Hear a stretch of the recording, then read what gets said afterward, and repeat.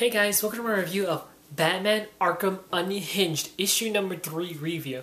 Now if you guys have not been paying attention or have not noticed, but Batman Arkham Unhinged is basically the printing comics of the digital comic book series that has been going on DC Comics website. So now these digital comics are being printed, which is pretty awesome. And these comics basically collect different stories and various events that are going around in Arkham City, or like these plot holes that need to be filled in, or some of these bios that are actually written into comic book form that you actually get in Arkham City.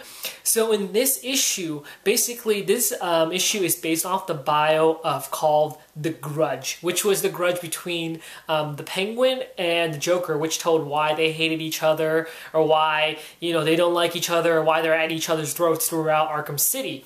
Because you see that happen between the Penguin not liking the Joker and whatnot.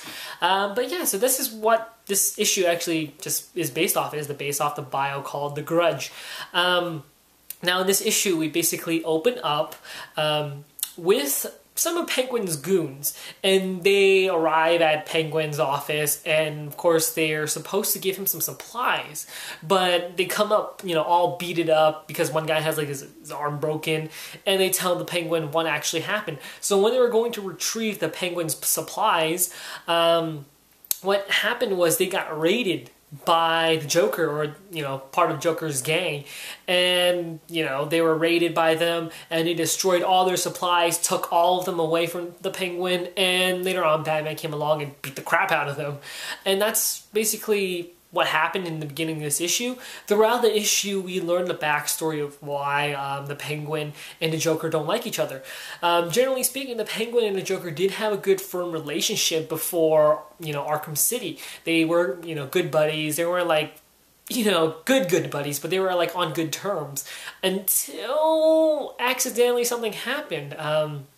Basically, the Joker was invited to the Iceberg Lounge when it was first open, and basically one of Penguin's associates, or one of the people that were working there, actually accidentally, you know, dropped some wine or spilled some wine all over the Joker, wiping off his makeup because he was wearing just plain makeup to cover up the white, pale face of his.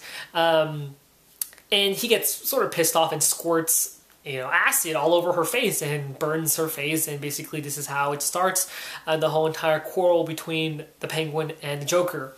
And throughout the whole entire issue, they just talk about how the Penguin doesn't like the Joker, that after what the Joker did, he has a no clowns policy in the Iceberg Lounge, and then later on, the Penguin starts rioting against the Penguin and trying to take over Arkham City.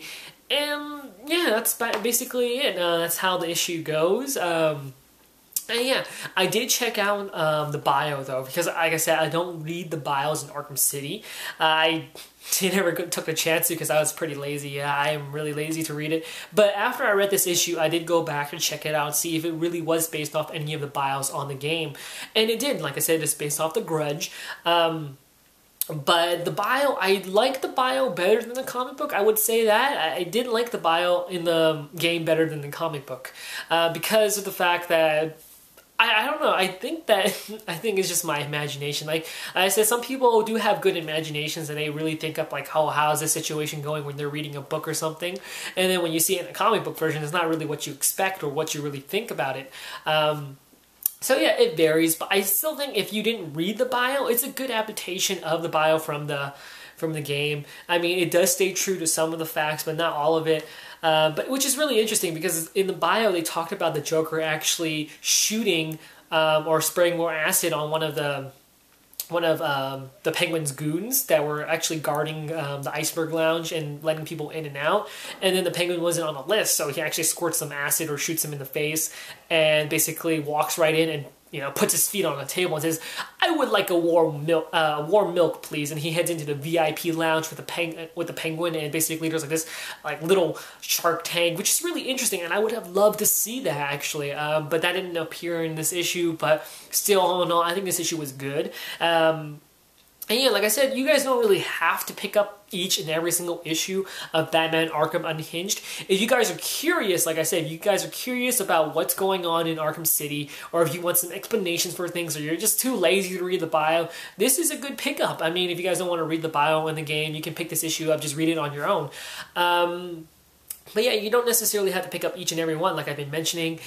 They don't actually have one continuous storyline because we already know what's going on in Arkham City. If you already played the game, if you guys haven't played the game yet, then you can still pick this up and read up on it, and then play Arkham City, which would possibly make a better experience for people. Which I think is interesting. But like I said, you don't have to pick up each and every one. If you find one of them that's interesting enough, they have the comic books on DC Comics website. They have each issue and each description of the issue. Like there's actually one which sounds really interesting with Bane versus Solomon Grundy, and basically it says also Robin's going to be on a solo mission and something like that. So that's kind of interesting, and I think that would interest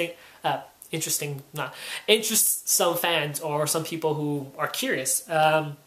But yeah, all in all, good issue. I did have a minor gripe about this issue because of the fact that, you know, if you guys played Arkham Asylum or played Arkham City, you know the Joker's sick with the Titan Serum.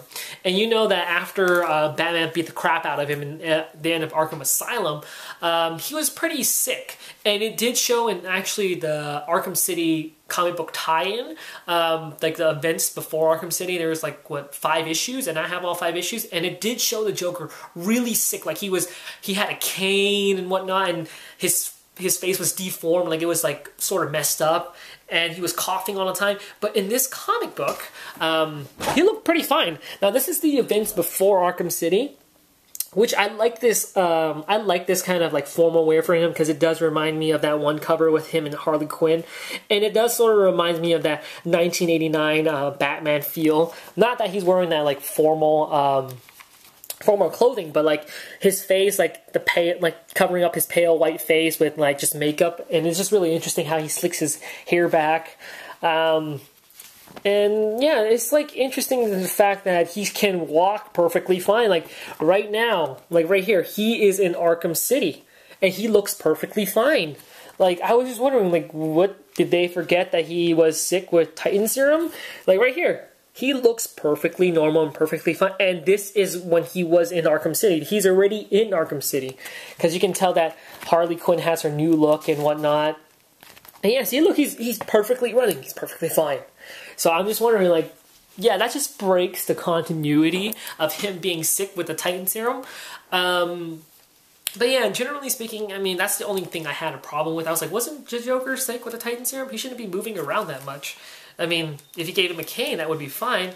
Yeah, this is really hard to put on because this comic is really hefty for a $2.99 comic. But yeah, so that's my review of Arkham City, not Arkham City, but Batman Arkham Unhinged. I hope you guys enjoy and like this review. I rate this comic book a 3.5 out of a 5. Though, because I did find it enjoyable, though like I said, the bio did beat this comic book way out of the ballpark, but standalone, it's still good. I mean, the artwork, generally speaking, was okay. I didn't like the artwork all that much because they made the Penguin look really, really old, and just like I thought when first time I saw him, he looked like an old man, and I'm like, is this the future? Or what's going on here? Because, I mean, I know he's like wrinkly and sort of old-looking-ish, but they made him look really, really old, and I was just like, okay. I mean, the art's good, but I had some minor gripes about the art. And like I said, the story of the bio, it's pretty good on its own. Guys, I would suggest reading the bio from the game too, as well. But yeah, it's good. I generally like it. I can't wait to see what's going to happen next in Arkham City, because the next one, issue number 4, will talk about the inmates having sightings of Batman, and they will probably give them vague descriptions of how Batman looked like, which reminds me of the animated series where people, you know, seeing Batman, they have like all these different weird ideas of how he looked like, and some people's like, no, that's not how he looks like. This is how I imagine Batman to look like. Or, I've seen Batman before. He looks like this. No, he doesn't have, you know, jetpacks. He's not a bat. He's a human being with gadgets and blah, blah, blah. It's interesting, and I would like to see that if they have that in that comic book. I don't read a digital series, so I wouldn't know. So each issue is a surprise to me, and it could be a surprise for everybody else. So yeah, that's my review of Batman Arkham Unhinged, and hopefully you like and, you know, enjoy this review. So see you guys later.